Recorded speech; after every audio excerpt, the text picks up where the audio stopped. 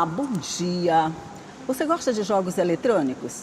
Pois é esse o nosso assunto de hoje. É que não existe assim uma estatística definida, mas o número de pessoas já viciadas em jogos eletrônicos é muito grande. E as consequências disso não são das melhores. É sobre tudo isso que nós vamos falar no programa de hoje. E para essa conversa, para explicar mais, para a gente ficar entendendo um pouquinho mais a respeito desse assunto, eu convidei a psicóloga Evelyn Lindholm, que é especialista em sexualidade também. Não vamos falar em sexualidade, mas também em controle de ansiedade, essa coisa toda. Isso.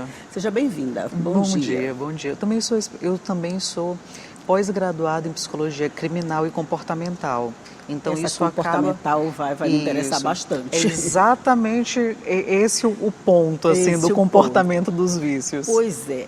O que é exatamente um vício, doutora Eva? Um vício é tudo aquilo que a gente precisa fazer de forma repetitiva, que a gente não consegue se desvincular simplesmente pela vontade de desvincular-se, e você transforma aquele comportamento em um padrão. Ah, tá. Então você já faz quase que automaticamente, independente da tua vontade, Independente da vontade. O vício, ele é um consumo e ele pode estar consumindo qualquer coisa. Gostei dessa definição. Exato, é um consumo, porque pode ser de drogas, pode ser de jogos, pode ser de sexo, pode ser de comportamentos repetitivos. Certo. Alguns vícios, vamos dizer assim, eles podem ser inofensivos? A gente tem algum tipo de vício que é inofensivo? Ou todo vício já por si só não tem nenhuma... Vamos pensar, por exemplo, no vício em sexo. O vício em sexo, ele é um comportamento de repetição. E ele é um comportamento de repetição que ele depende de consentimento, não depende? Uhum. Só que uma pessoa viciada, se ela tiver uma oportunidade, será que ela não vai fazer sem o consentimento? É verdade. Entende? É verdade. Então, assim, vícios são comportamentos que não se consegue controlar. Controlar. Não é uma coisa que você simplesmente decide, eu não vou fazer, eu vou segurar aqui, porque o tempo em que você consegue segurar é muito pouco. Então, tudo aquilo que a gente não consegue controlar, segurar, mesmo sabendo que te faz mal, você não consegue parar, é um vício. É um vício. Ótimo. É um então, vício. agora vamos para o que interessa. Jogos eletrônicos nunca Sim. estiveram tão em moda. Quase parece que cada dia aparece uma nova modalidade e essas novidades, de alguma forma, elas vão atraindo. Uhum. A gente começa assim quase como uma brincadeira, né? É uma brincadeira, né? Se você for pensar, a gente está... O que a gente estava acostumado, por exemplo, principalmente meninos, nem tanto meninas, mas assim, fazer na infância e adolescência? Videogame. Videogame, né? Isso. A nossa geração agora, tipo a minha aqui, 43 anos, eu não joguei tanto videogame, nem tinham tantas coisas como hoje tem, por exemplo, né? Não tínhamos esse super acesso a celular, não tinha nada disso. Então, hoje em dia está tudo dentro de um perfil diferente. E quem são as pessoas que geralmente são os ídolos dessa geração agora? E aí a gente já vai para uma outra ponta dessa mesma história, né? Pessoas que a gente admira, a gente gosta de seguir. A gente admira porque de alguma forma, alguma coisa ali atraiu a gente, né? Uhum. Seja o comportamento, seja a beleza, seja sei lá, as ideologias que ele defende. O pensamento, essa alguma coisa. Toda, né? Sim. E a gente passa a seguir, às vezes sem perceber, a gente começa a imitar. Né? Exatamente. E aí a gente já nem discute mais se aquilo é certo ou errado. Não discute, porque o que acontece? Como que eu vou entender que uma pessoa que eu sinto que eu estou ali dentro da casa dela, no dia a dia, porque é isso que muitas das vezes, você seguindo alguém, você tem a sensação de que você está ali, é íntimo daquela pessoa, né? Esse senso de intimidade gera confiança. Logo, se eu confio em você, o que você diz para mim é uma verdade. Quando a gente tem vínculos de confiança, a gente não entende que aquela pessoa ali só vai falar a verdade para mim, querendo o nosso bem. Não vai querer o meu mal exatamente. Exatamente, né? Então, né? se eu sigo na rede social e a pessoa está me dizendo que ficou rica com jogos, Ela ficou realmente, só que não foi ela Foi jogando. ela jogando, sim. Foi ela fazendo as ela outras está pessoas falando jogarem. a verdade. Exato. Mesmo que seja meia verdade, mas está lá, um Sendo pedacinho da do verdade. ponto de vista dela, Do ponto né? de vista dela, tá Exatamente. certo. Então tá. A gente começa a seguir esse ponto que você falou muito interessante. É essa sensação de se sentir íntimo de alguém que você não conhece. Exato. E a gente Exato. pode tirar isso pela TV até. Muito. As pessoas falam assim na rua com a gente como se conhecessem a gente e como se a gente tivesse a obrigação de conhecê-las, né? E ficam magoados quando a gente não responde à altura dessa intimidade. Isso. Agora imagine alguém que te mostra a casa, que te mostra dormindo, tomando banho, tomando café. Pronto, você está dentro da casa da pessoa. Você está dentro da casa da então, pessoa. quando aquela pessoa indica alguma coisa, por exemplo, compra esse sapato que é lindo, vai ficar lindo em você. Sim. Você vai. Sim. Aí vamos pegar coisas inocentes assim até chegar numa coisa dessa, num vício, né? Exatamente. E depois que acontece esse vício, o que se faz a partir de então? A pessoa demora a ter consciência de que isso é um vício? Muitas das vezes ela não chega a esse lugar da consciência senão pelos outros em torno. Por quê? Porque se o comportamento é repetitivo e você sente prazer com aquilo ali, você pensa, não tem problema nenhum. Eu estou sentindo prazer. Em que momento que passa a não ser mais tão prazeroso, mas o cérebro viciado, mesmo entendendo que faz mal, que tem consequências negativas, não consegue mudar o padrão. São quando as pessoas vão trazendo isso. Como geralmente acontece esses vícios? A gente precisa lembrar que o vício realmente é um comportamento que você não consegue controlar. Isso. E o vício, assim como em drogas, por exemplo, eu vou querer consumir aquilo ali constantemente. O que eu preciso para consumir? Jogos, drogas, eu preciso de dinheiro. Isso, precisa de dinheiro. Num determinado momento você passa a não ter mais, porque se você tem um emprego, você recebe um dinheiro X. Se você aposta aquele dinheiro achando que vai receber em dobro e você não recebe, então você fica sem o seu valor do mês. Você vai começar a pedir dinheiro emprestado para os amigos, começa a tirar dinheiro de pagar as contas e começa a usar esse dinheiro para pagar os jogos. Então, assim, e é sempre na ideia do estou investindo. Eu estou Até jogando. porque tem alguém lá também dizendo, é esse o caminho certo. Uma hora você vai ganhar, uma hora você vai não ganhar. se preocupa que você vai apostar, daqui a pouco você ganha de volta em dobro, triplo. Eu fiquei rica com jogos de azar. Então, você vai crendo nessa perspectiva. O jogo é uma grande pegadinha. No começo, realmente, até falar isso é um pouco perigoso, mas no começo, realmente, algumas pessoas relatam que ganham no começo, né? É verdade. E aí, nessa história de ganhar no começo, é o estímulo. Né? Não é bem a sorte, é a intenção do jogo. É O jogo tem uma intenção, que é você repetir um padrão. Então, se eu faço você ganhar no começo, é como um relacionamento abusivo. Ele começa com tapas e socos? Não. Ele começa no carinho, no amorzinho, depois que a coisa... Exatamente. Então, assim, depois que a coisa vai se tornando outra coisa. Os jogos, eles são assim, eles começam com você ganhando, para te estimular a continuar consumindo. É verdade, porque se a gente começasse perdendo, a gente largava acabei de perder R$100. Acabei de perder R$100. Ai, meu Deus do céu, R$100 vai me fazer falta. A gente ainda está com aquela consciência bem plena da situação, exatamente, né? Exatamente. Mas se eu começo ganhando 100, amanhã eu ganho 500, depois eu ganho 1.000, pronto, eu vou pensar que eu vou sempre nesse padrão. Exatamente. Mesmo quando eu começo a perder, esse padrão continua me perseguindo. Continua me perseguindo, porque o cérebro, ele é alimentado por dopamina. O cérebro é alimentado pela ideia do prazer.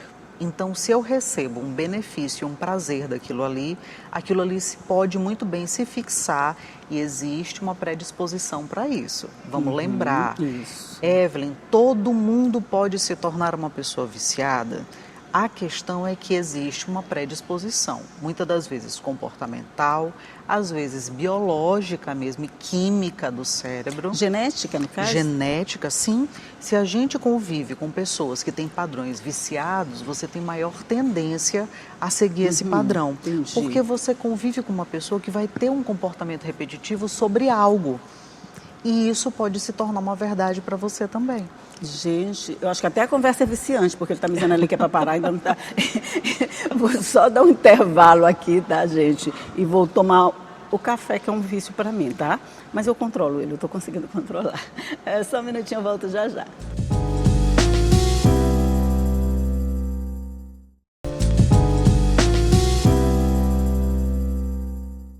estamos de volta conversando aqui sobre jogos eletrônicos e essa consequência perigosa que é o vício no jogo.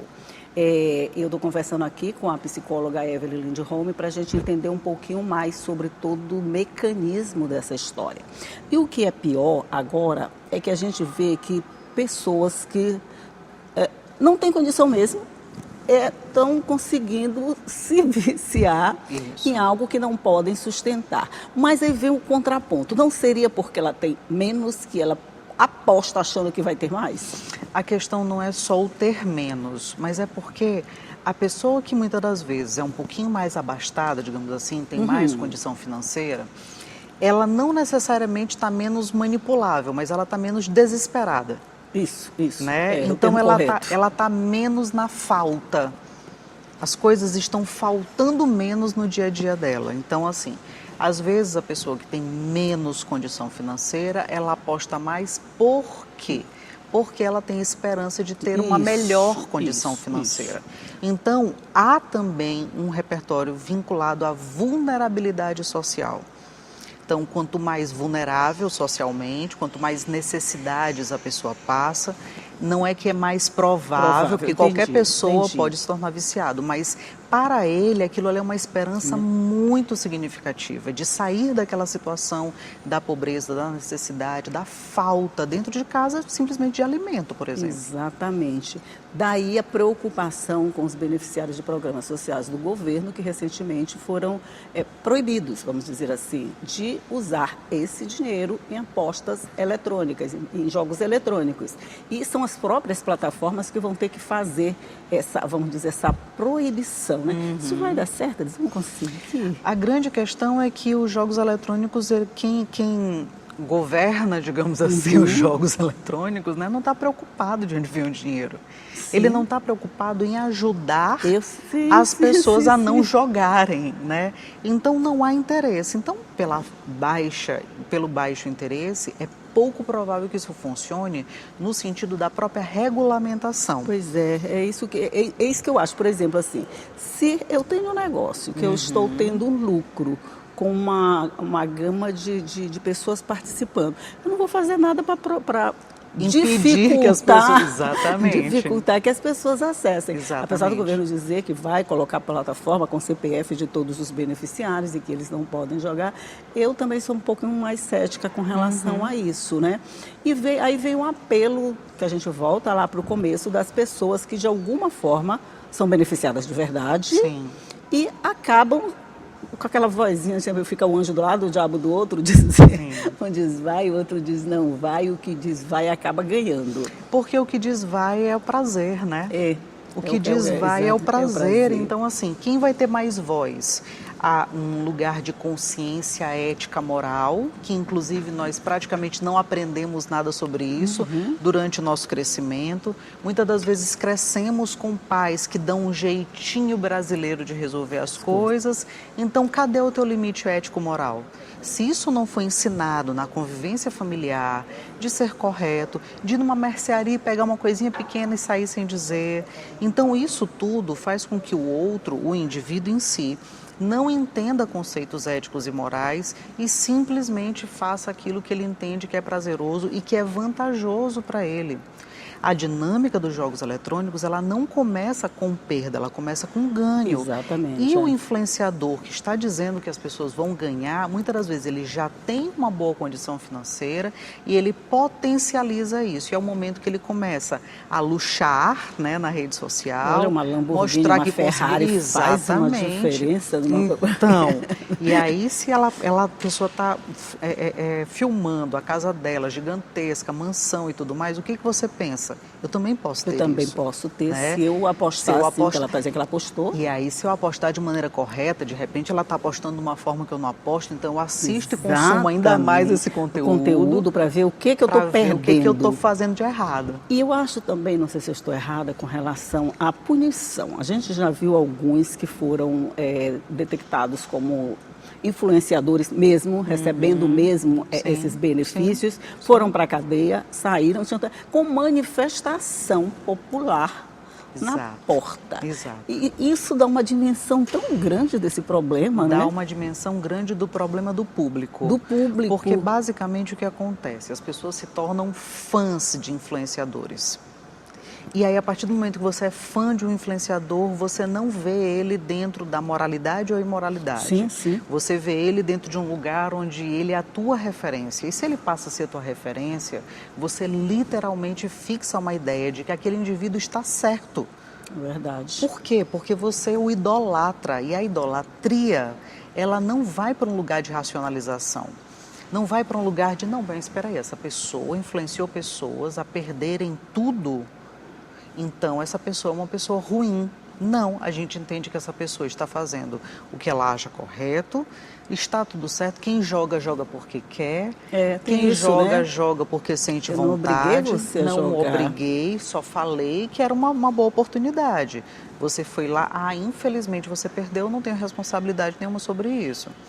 É literalmente como vender suplementos que não fazem efeito, procedimentos que não dão resultado, dietas que não são seguras. Se você decidiu fazer, é por sua conta e risco. Eu não tenho nada a ver com isso.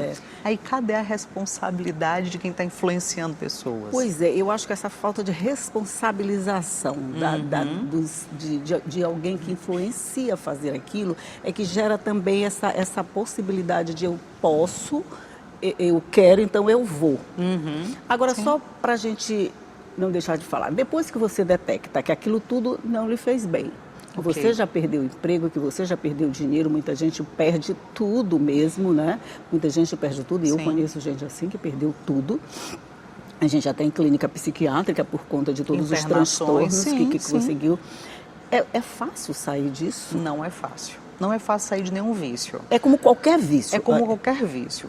Vamos pensar que o vício ele está ocupando o lugar de algum vazio, tá? Já existe esse vazio antes do vício. Esse vício, ele, digamos assim, passa a ocupar aquele vazio. E é exatamente por isso que é tão difícil de você tratar. Por quê? Tratar e resolver. Porque não é simplesmente eu quero não fazer mais isso. É literalmente eu preciso resolver de forma definitiva esse vazio para que eu não procure coisas para ocupá-lo. Mas é fácil identificar esse vazio?